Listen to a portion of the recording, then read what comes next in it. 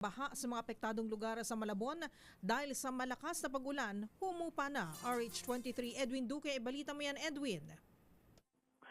Tama, Miss Karen, nakatulong ng malaki yung pagtsatsagang paglilinis ng City Engineering Office at ng DPWH dito sa Malabon dahil doon sa mabilis na paghupa ng mga baha dahil nga doon sa halos sa maghapong pag-ulan kaninang mula pa umaga hanggang alas 2 ng hapon.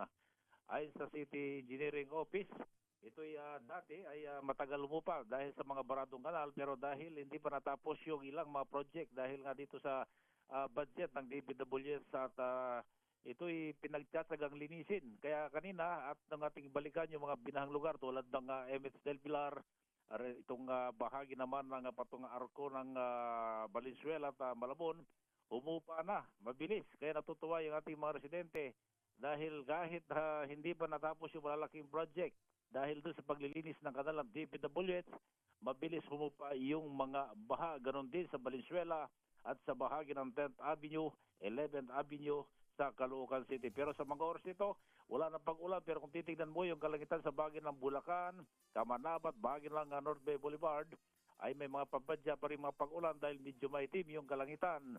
Na anumang oras kung sakaling maipon yung itim na hypocrit, maaari bumagsak na naman ng ulan sa bahagi ng Bulacan at Kamanaba.